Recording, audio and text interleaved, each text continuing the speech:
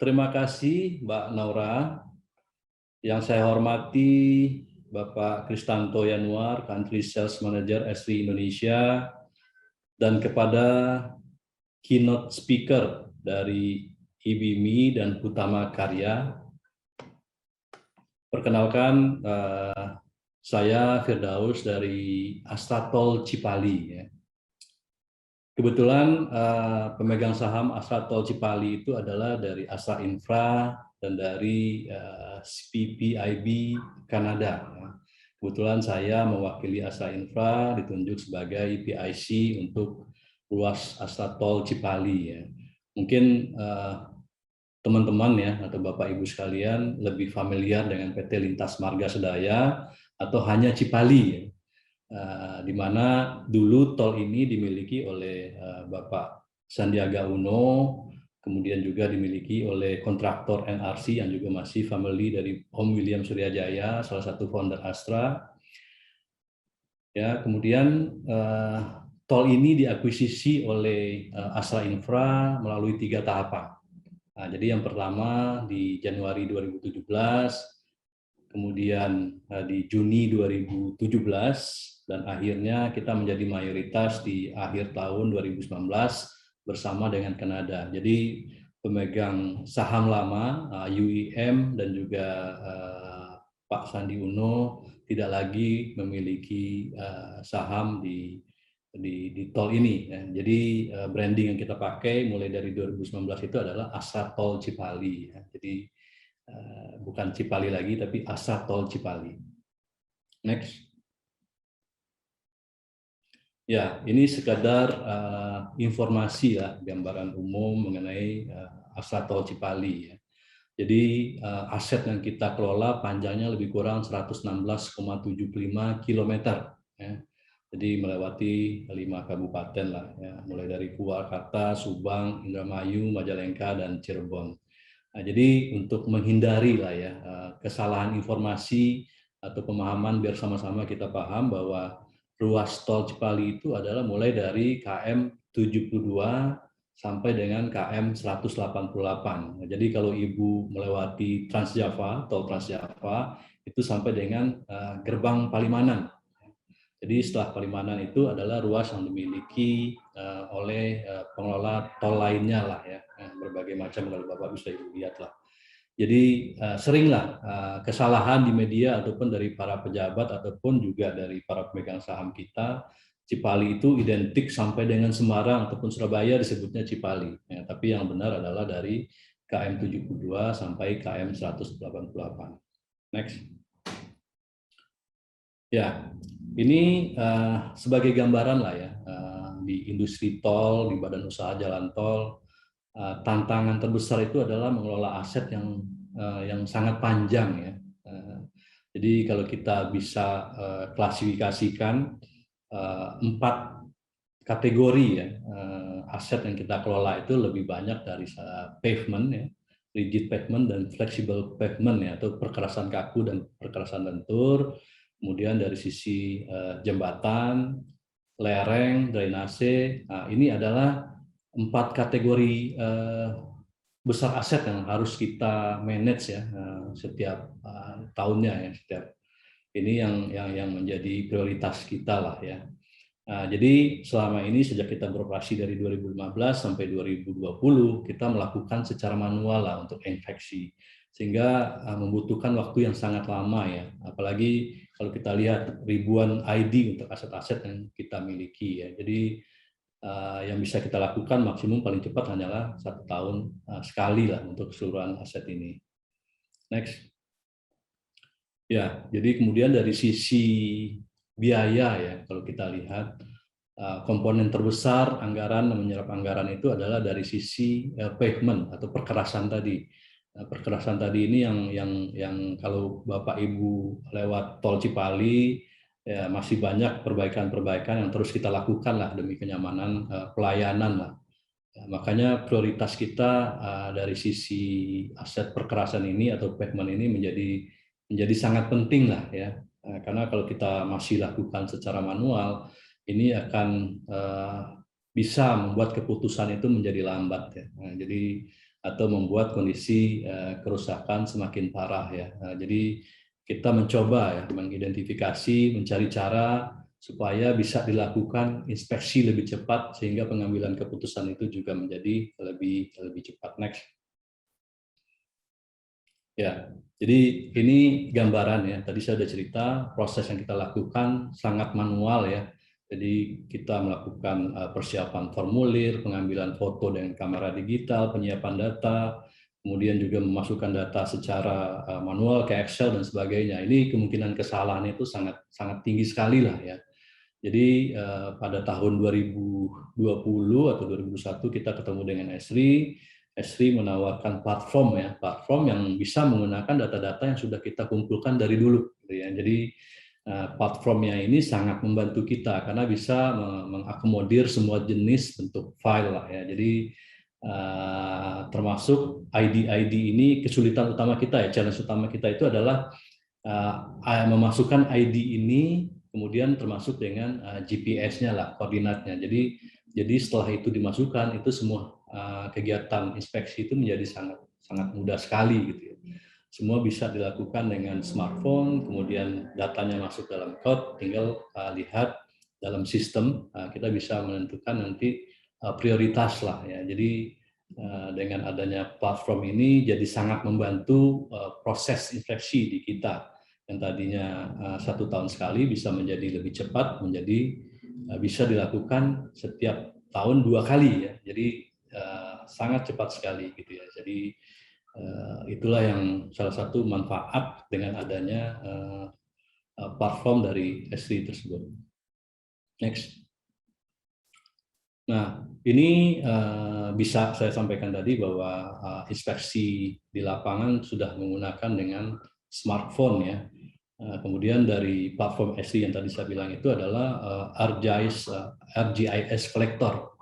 Nah, ArcGIS Collector menampilkan strip map lah ya. Jadi detail teknisnya nanti bisa dilihat di video yang kita akan tampilkan lah ya.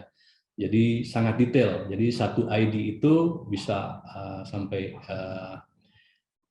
200 meter, satu sektor bisa 5 meter, sehingga terdapat 320 sektor untuk bahu luar jalur Ambon-Bandung, kemudian bahu dalam jalur Ambon-Bandung, lajur 1 jalur Ambon-Bandung, lajur 2 jalur Ambon-Bandung, dan dalam satu ID. Jadi semua informasi ini bisa tercover dalam satu ID gitu ya. Jadi sangat memudahkan kita ya untuk menentukan tingkat kerusakan nantinya dalam bentuk digital. Jadi kalau kita lihat dashboardnya dari platform ArcGIS ini, kita bisa lihat nanti mana yang tingkat kerusakannya sangat tinggi, sedang, rendah, ataupun tidak ada kerusakan sama sekali.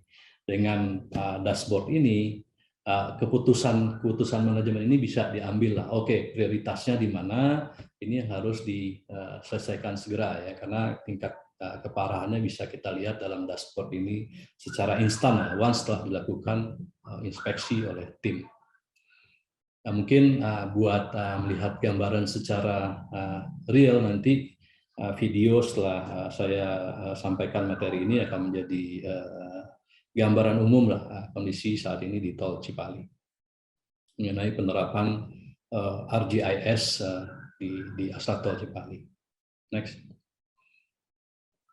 Ya, kemudian kita kedepannya berharap lah ya kita menggunakan lebih advance lagi lah untuk platform yang dipergunakan oleh Esri tadi, di mana kita juga berencana untuk menggunakan smart car lah ya, smart car untuk melakukan deteksi iri dan deteksi visual lah, menggunakan teknologi LiDAR ya. Jadi kita berharap nanti data-data bisa menggunakan smart car ini. Untuk skid resistant dan FYD kita sudah lakukan ya.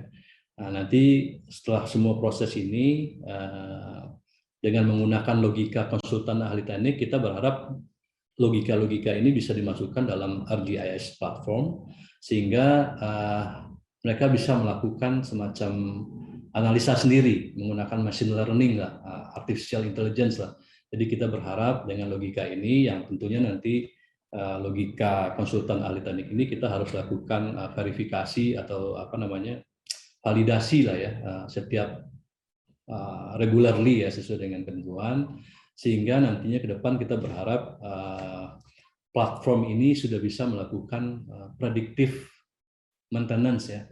Jadi ini yang harapan kita lah nanti ke depannya. Jadi semua program-program perencanaan kita ke depan kita harapkan sudah berdasarkan predictive maintenance lah. Jadi sehingga bisa dihindari kerusakan yang lebih parah lah. Gitu ya. Jadi saat ini prosesnya masih ongoing ya. Tergantung nanti budget yang kita miliki juga ya. Tapi saya berharap lah dalam waktu dekat ini bisa di-launch lah. Next. Nah kemudian kita juga bersama saat inilah ya data yang kita miliki saat ini untuk Tol Cipali itu lebih gambar as-built ya. Nah, jadi kalau saya bisa sampaikan itu masih 2 dimensi ya, menggunakan program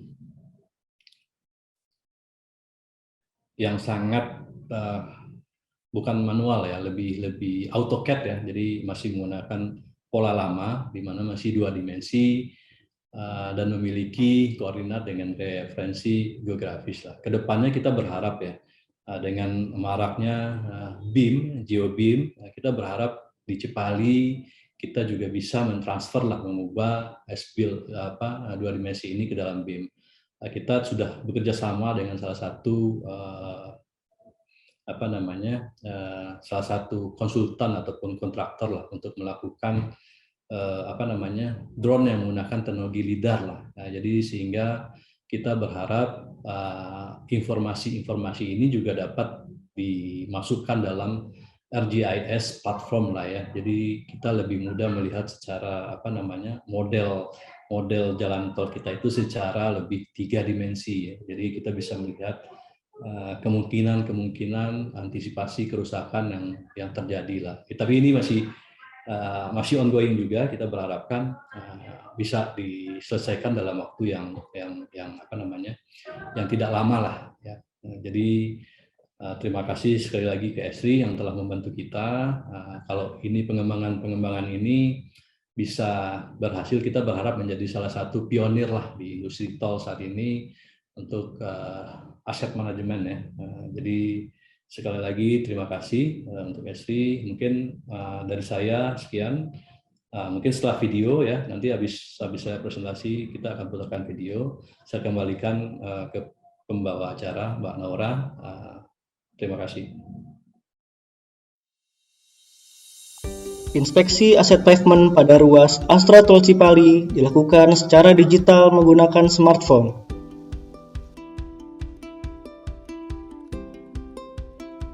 Data kondisi aset yang sudah diinspeksi akan diinput pada aplikasi berbasis Geographic Information System atau GIS. Aset pavement dikelompokkan setiap 200 meter per jalur, atau biasa kita sebut sebagai ID. Sementara itu, setiap ID dikelompokkan per 5 meter setiap lajurnya, atau biasa kita sebut sebagai sektor. Inspeksi kondisi aset pavement diklasifikasikan berdasarkan jenis kerusakan dan tingkat keparahannya. Untuk jenis kerusakan, kita kelompokkan menjadi 17 jenis kerusakan. Sementara itu, untuk tingkat keparahannya dikelompokkan menjadi 3 tingkatan, yaitu high, medium, dan low.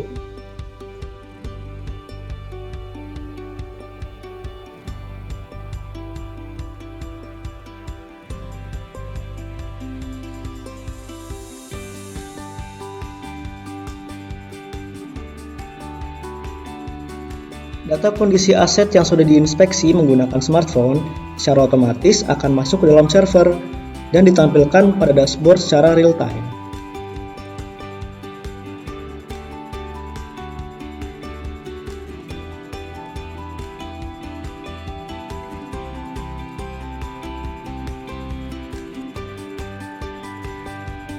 Data kondisi aset yang sudah diinspeksi akan ditampilkan pada dashboard setiap sektornya, yaitu berdasarkan jenis kerusakan dan tingkat keparahannya.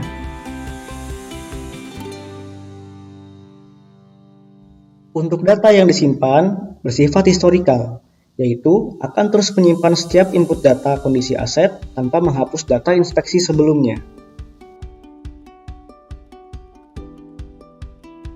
Selain itu, pada halaman utama dashboard juga ditampilkan rangkuman dari data yang sudah diinput oleh user.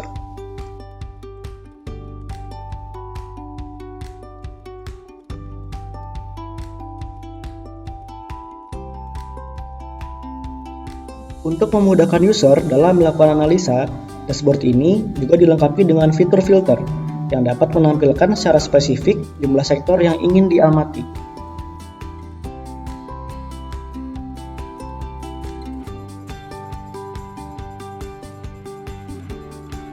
Salah satu fungsi filter adalah filter berdasarkan waktu. Dengan filter ini, kita dapat menampilkan secara spesifik tanggal, bulan, dan tahun aset pavement yang sudah diinspeksi berdasarkan keinginan user.